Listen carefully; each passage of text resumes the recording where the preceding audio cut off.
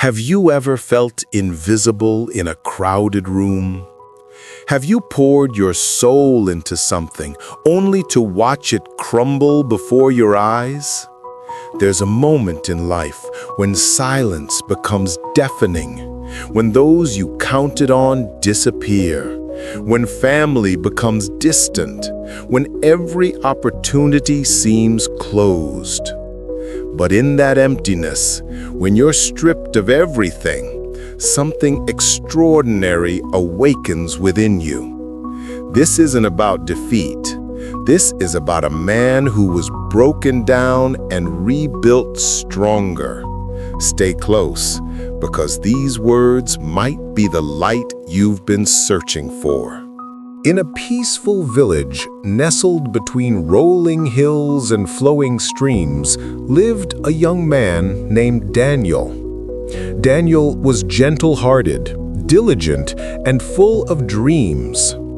He shared a modest home with his father, a skilled carpenter, who taught Daniel the craft, how to measure precisely, how to join wood seamlessly, how to create things with purpose and permanence. But tragedy struck one harsh winter. Daniel's father grew weak with illness, and within a month he was gone. Daniel was left with overwhelming grief and an unfinished dream. Daniel believed his siblings would stand by him. They were blood, after all. But the morning after the funeral, his two older siblings arrived, not with comfort, but with demands. "Father's estate belongs to all of us," the oldest declared firmly. "As the youngest, your share is smallest." Daniel tried to protest. "What about the workshop we built together?" "The workshop stays with us," the middle sibling cut him off. "You'll take the abandoned cabin by the woods. That's more than fair."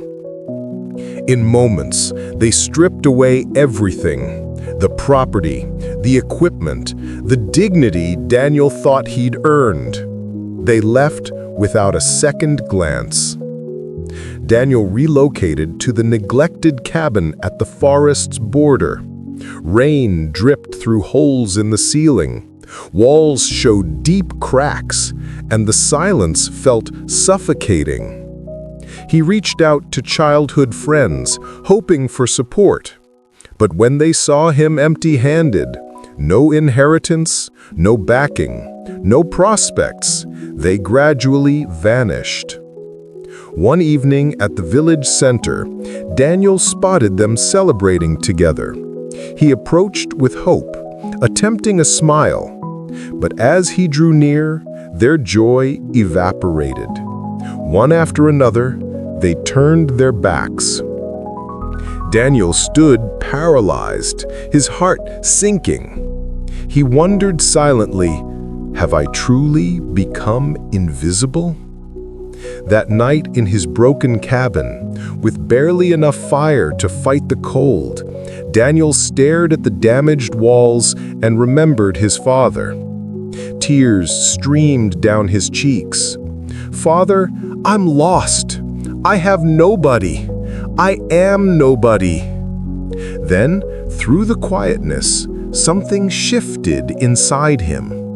A gentle whisper, not audible, yet unmistakable. "You are never abandoned. I remain with you." Daniel glanced around the empty space. Though alone, he felt a presence. For the first time in weeks, he bowed his head and spoke honestly. "God, if you're listening, guide me. I'm not asking for riches or popularity. I just need courage to rise again." Dawn broke differently. Daniel's eyes were weary, but his spirit felt renewed. He surveyed the damaged cabin and decided, "If nobody will lift me up, I'll lift myself." He started rebuilding. Using salvaged timber, he repaired the roof. With river clay, he sealed the cracks. With his bare hands, he crafted simple furniture. Progress was painful. His palms blistered and bled. His muscles screamed. Doubt whispered constantly. But whenever weakness threatened, Daniel remembered that gentle voice, "I remain with you." So he persevered. Weeks became months. The cabin transformed, not into a mansion, but into something sturdy and honest, something his. One afternoon, a trader's cart broke down near Daniel's cabin. The desperate merchant knocked urgently. "Please, can you repair this? I'll compensate you well."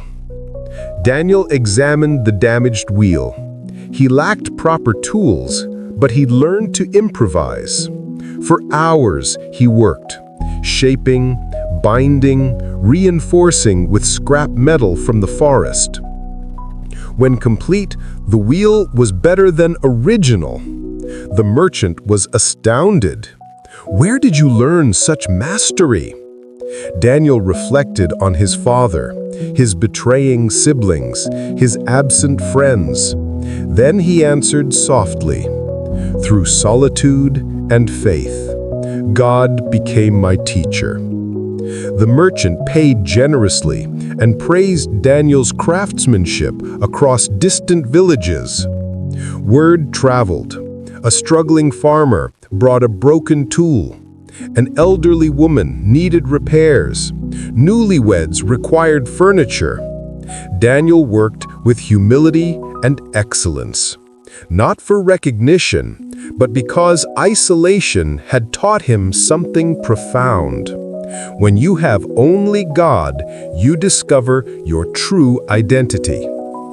Years flowed by. Daniel's reputation grew, not as the man who lost everything, but as the man who built from nothing. Eventually, his siblings appeared at his workshop. Their arrogance had dissolved into regret. "Daniel," the eldest spoke quietly, "we were cruel. We're truly sorry." Daniel observed them. He could have harbored bitterness. He could have rejected them. Instead, he smiled peacefully.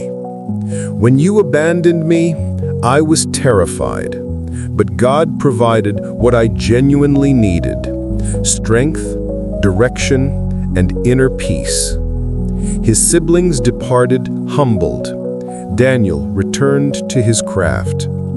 He never became wealthy, but he became whole, respected, trusted, and deeply content.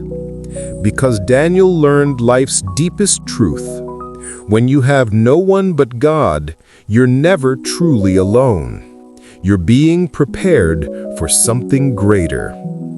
If you're feeling abandoned right now, rejected, overlooked, forgotten, remember Daniel's journey.